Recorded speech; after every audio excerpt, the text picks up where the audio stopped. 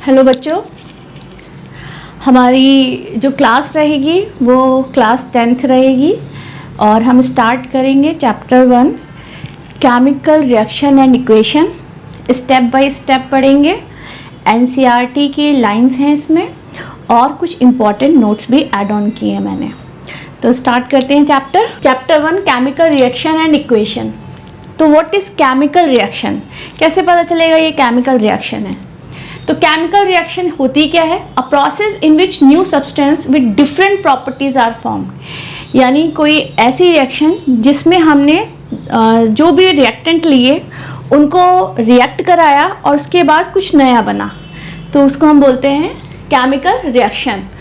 इसमें जो रिएक्टेंट की प्रॉपर्टीज़ होंगी और जो प्रोडक्ट की प्रॉपर्टीज़ होंगी वो दोनों ही डिफरेंट होंगी। एग्जाम्पल जैसे इन्होंने लिए हैं केमिकल रिएक्शंस के, like burning of magnesium, rusting of iron, digestion of food।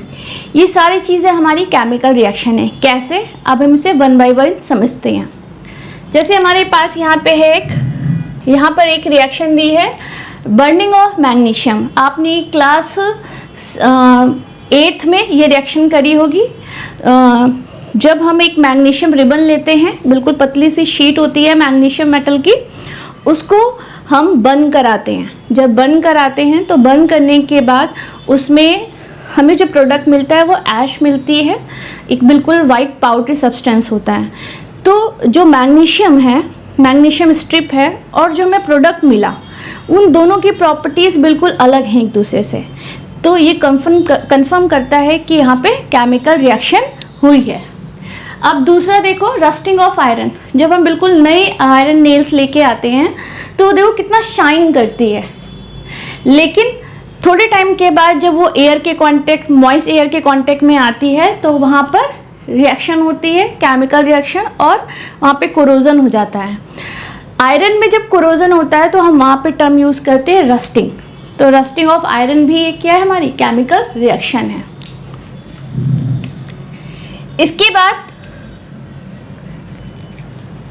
बाद यहाँ पे देखो, जैसे प्रेसिपिटेशन रिएक्शन होती है। जैसे प्रेसिपिटेट बन जाना, कोई चीज़ ली हमने और उसमें थोड़े टाइम के बाद वो धीरे धीरे उसके अंदर जो रिएक्टेंट है वो रिएक्शन के बाद किस फॉर्म में, प्रेसिपिटेट के फॉर्म में वहाँ पर नीचे सस्पेंड हो जाता है। तो ये भी एक तरीके की केमिकल रिएक्शन है। एवोल्यूशन ऑफ गैस का बनना, ये हम पढ़ेंगे आगे। तो गैसेस फॉर्म होना, जैसे गैस बनना, ऑक्सीजन या किसी भी रिएक्शन में किसी भी तरीके की गैस का फॉर्मेशन होना, वो भी केमिकल रिएक्शन होती है। अब एक चीज़ हमने ऊपर पढ़ी थी यहाँ पर कि केमिकल रिएक्शन, यहाँ पे पढ़ा है डाइजेशन ऑफ फूड। फूड का जो डाइजेशन है वो भी एक तरीके की केमिकल रिएक्शन है। जैसे आप देखो,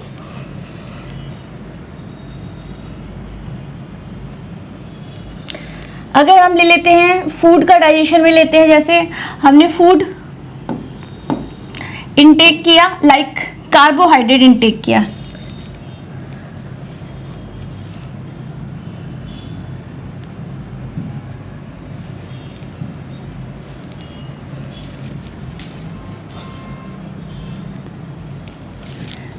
लाइक हमने कार्बोहाइड्रेट इनटेक किया,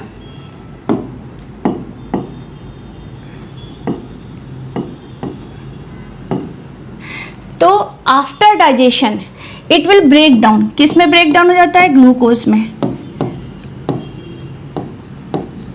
ठीक है।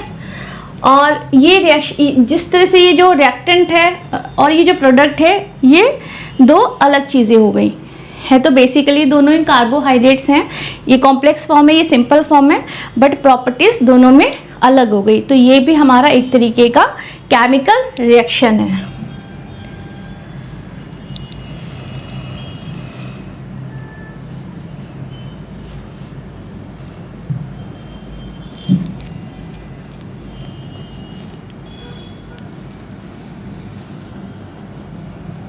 अब इसको देखते हैं। इसके बाद आप देखो यहाँ पे दिया हुआ है केमिकल रिएक्शंस हुई है, कैसे कंफर्म करेंगे। तो कुछ एनसीईआरटी में है, जो आपकी क्लास 10 के एनसीईआरटी है, उसमें कुछ पॉइंट्स दिए हुए हैं जिससे आप ये कंफर्म कर सकते हैं कि वहाँ पर केमिकल रिएक्शन हुई है। जैसे चेंज इन कलर, अगर रिएक्शन में आपने रिएक्टेंट डाल के जब कुछ भी रिएक्शन कराई, चेंज हो गया अगर उस सॉल्यूशन का कलर, तो हम बोल सकते हैं कि केमिकल रिएक्शन हुई है।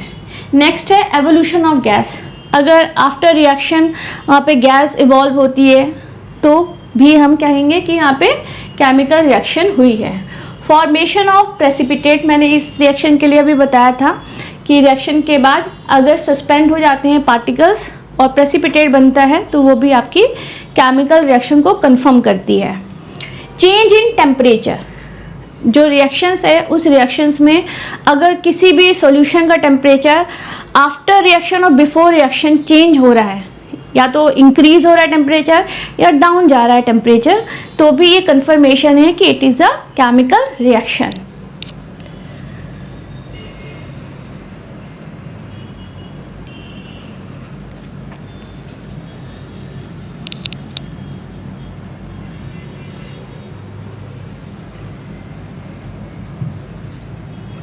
नेक्स्ट देखते हैं,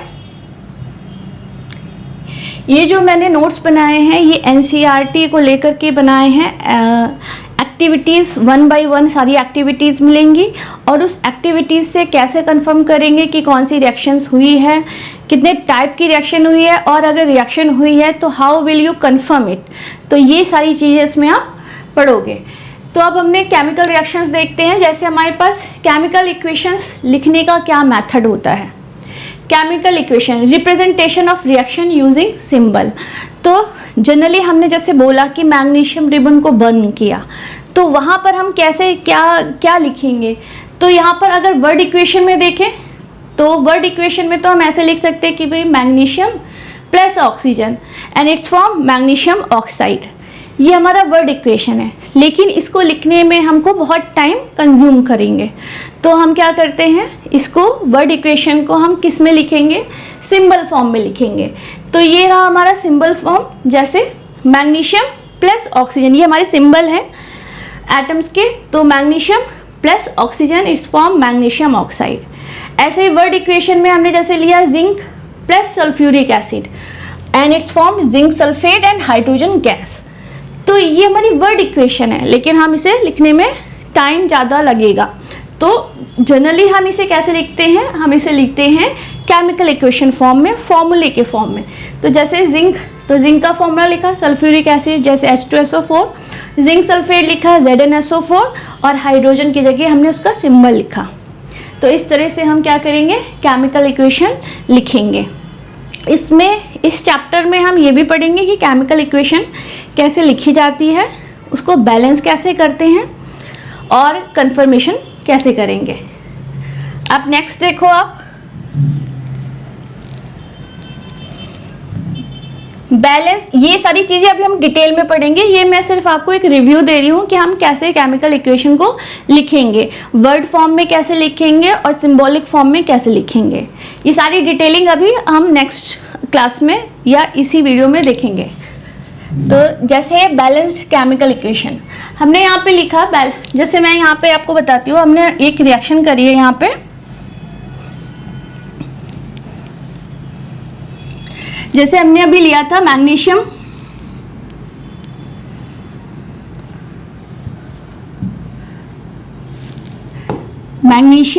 रिबन लिया था, ठीक है।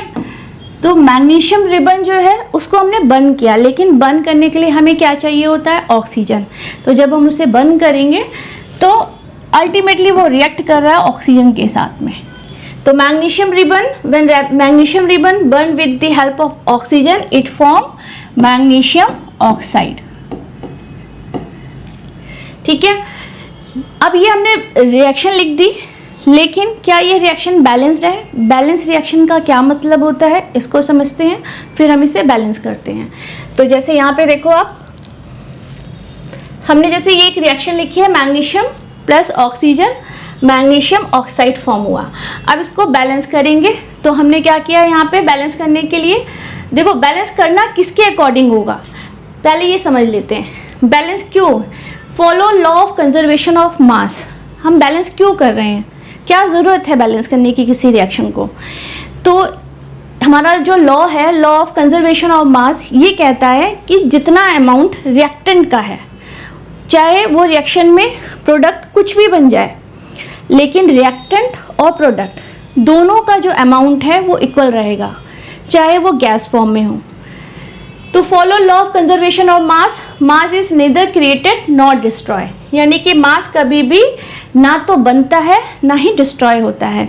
इसका मतलब क्या हुआ, सपोज करो जैसे हमने यही लिया था, मैग्नीशियम रिबन लिया था, तो ये जो मैग्नीशियम रिबन है इसको जब हमने बर्न किया तो हमारे पास रिएक्टेंट में क्या है, लेफ्ट साइड वाला जितना होता है एरो के लेफ्ट साइड, इसको रिएक्टेंट बोलते हैं, इधर रिएक्टेंट लिख लेते हैं,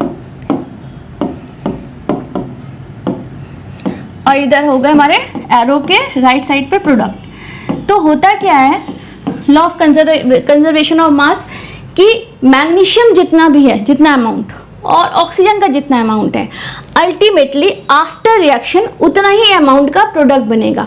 अब वो प्रोडक्ट कुछ भी हो सकते हैं, जैसे इस रिएक्शन के लिए प्रोडक्ट बना मैग्नीशियम ऑक्साइड, लेकिन साथ में क्या होता है, इसमें वाइट डेजलिंग फ्लेम भी रिलीज होती है। ठीक है, तो हम यहाँ लिख देते हैं लाइट, लाइट। तो ये लाइट जो है ये भी इन्हीं रिएक्टेंट का जो मास है उसी के बराबर है, यानी जितना रिएक्टेंट का मास है उतना ही प्रोडक्ट का मास है। भले ये प्रोडक्ट कुछ भी बने मतलब इसके अकॉर्डिंग, इस रिएक्शन के अकॉर्डिंग मैग्नीशियम ऑक्साइड बनेगा और लाइट बनेगी। तो यहाँ जितना भी मास है वो हमेशा रिएक्टेंट के बराबर होगा, इसलिए हमें इसे बैलेंस करना होता है। तो अब हम बैलेंस करते हैं तो क्या होगा, यहाँ पर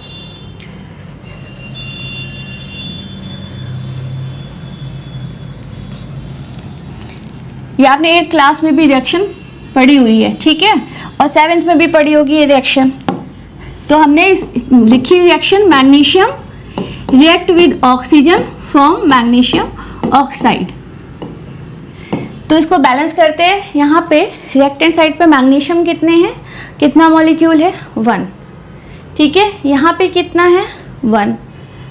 अब रिएक्टेंट में देखते हैं ऑक्सीजन कितना है, यहाँ पर कितना है, 2 मॉलिक्यूल, बट यहाँ पर नहीं है। तो हम क्या करेंगे, इधर आगे साइड पर 2 लगा देंगे। इससे हुआ क्या, अच्छा एक चीज़ और समझ लीजिए, जब भी हमें चेंज करना होता है बैलेंस करने के लिए, तो हम पीछे किसी भी एटम के पीछे नहीं लिखेंगे, हमेशा एटम के फ्रंट साइड पर ही बैलेंस करेंगे, नंबर्स को इंक्रीज कर सकते हैं, ठीक है। तो अब यहाँ पे आप देखो मैग्नीशियम जो है वो हमारे पास कितना हो गया, मैग्नीशियम कितना हो गया, अब यहाँ पर 2 है, यहाँ पर नहीं है, तो हम इसे आगे 2 लिख देंगे। तो अब देखो रिएक्टेंट में मैग्नीशियम जितना है उतना ही प्रोडक्ट में मैग्नीशियम है, रिएक्टेंट में जितना ऑक्सीजन है उतना ही प्रोडक्ट में भी है, ठीक है। जब भी हम यहाँ पे आगे साइड पर लिखते हैं, जब भी हम आगे साइड पर इंक्रीज करते हैं नंबर्स को, ठीक है, तो वो अगर आगे साइड पे तो मैग्नीशियम के भी 2 होंगे एटम और ऑक्सीजन के भी 2 एटम होंगे। तो हमारी रिएक्शन कैसी हो गई, balance, 2Mg plus O2 arrow 2MgO, that means magnesium oxide, 2MgO। तो ये हमारी बैलेंस इक्वेशन हो गई। और ये किसके अकॉर्डिंग बैलेंस होती है, law of conservation of mass. इसका मतलब ना तो हम मास को बना सकते हैं ना ही उसको डिस्ट्रॉय कर सकते हैं, वो बस एक फॉर्म से दूसरी फॉर्म में चेंज हो जाती है।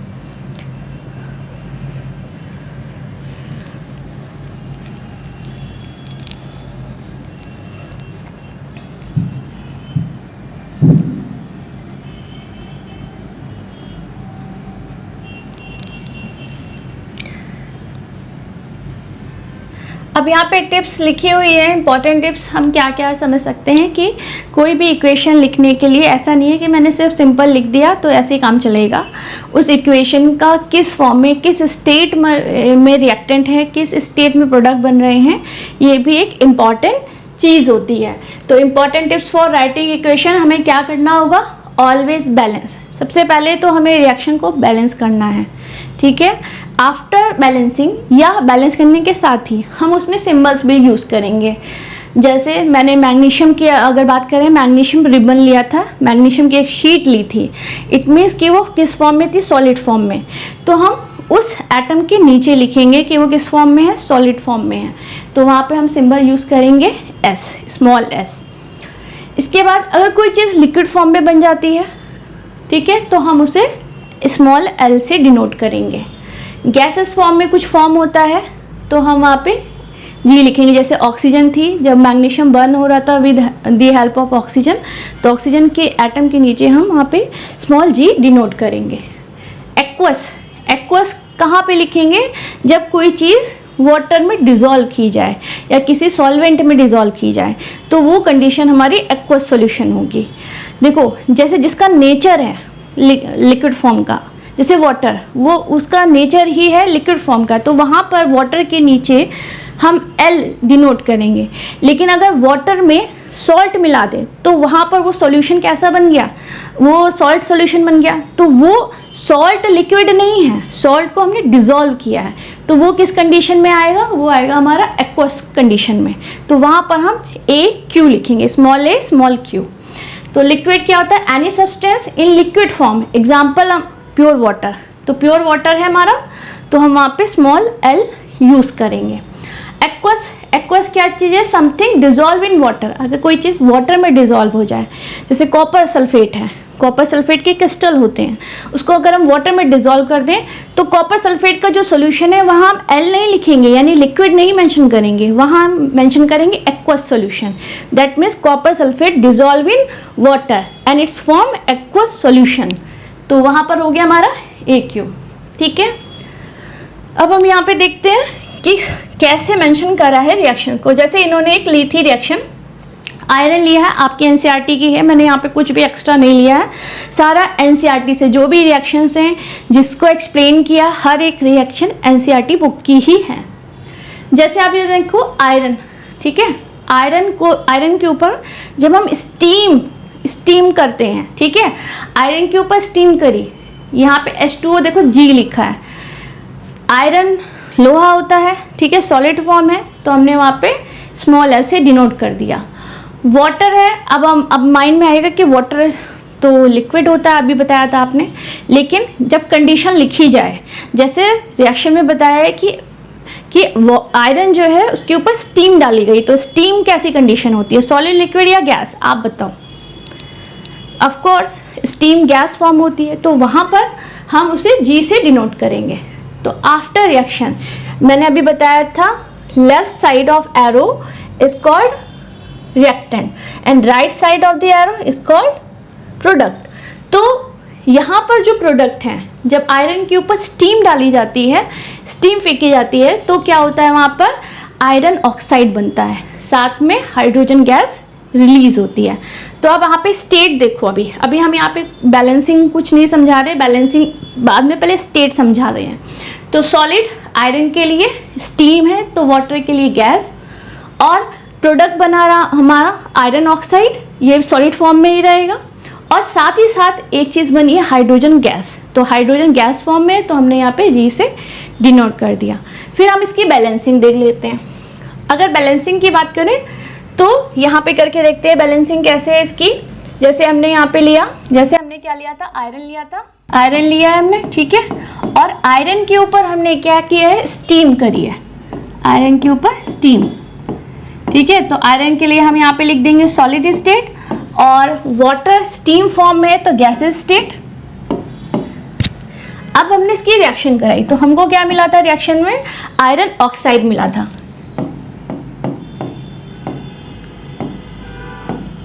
और साथ में क्या मिला था, हाइड्रोजन गैस रिलीज हुई है, ठीक है।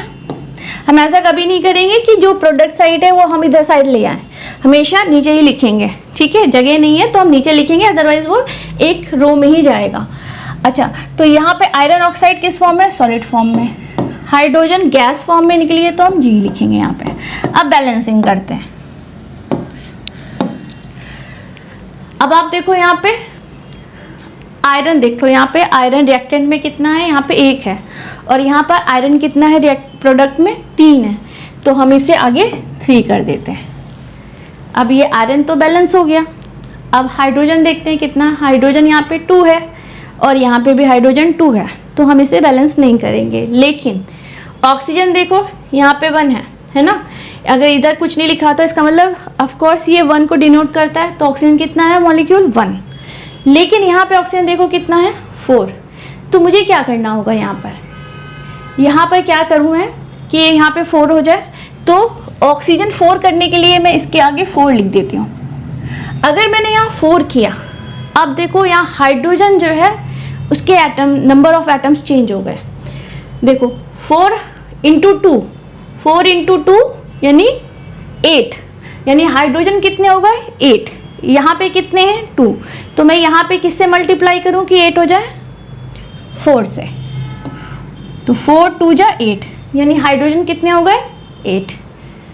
अब ऑक्सीजन देखो कितने हैं 4 है, इधर भी ऑक्सीजन 4 है, तो हमारी ये रिएक्शन कैसे हो गई, बैलेंस्ड हो गई। तो 3 Fe + 4 water molecules of steam actually and iron oxide बना 1 molecule and 4 molecule of hydrogen gas. हम गैस के लिए एक और चीज़ मेंशन करते हैं, जब हमें गैस दिखानी होती है, ऑफ कोर्स गैस जो होती है वो लाइट वेट होती है, तो हमेशा अपवर्ड मूव करती है, तो हम यहाँ पे इसे ऐसे अप साइड एरो से डिनोट कर देते हैं। तो ये अंडरस्टूड है, यहाँ पे गैस फॉर्म हुई।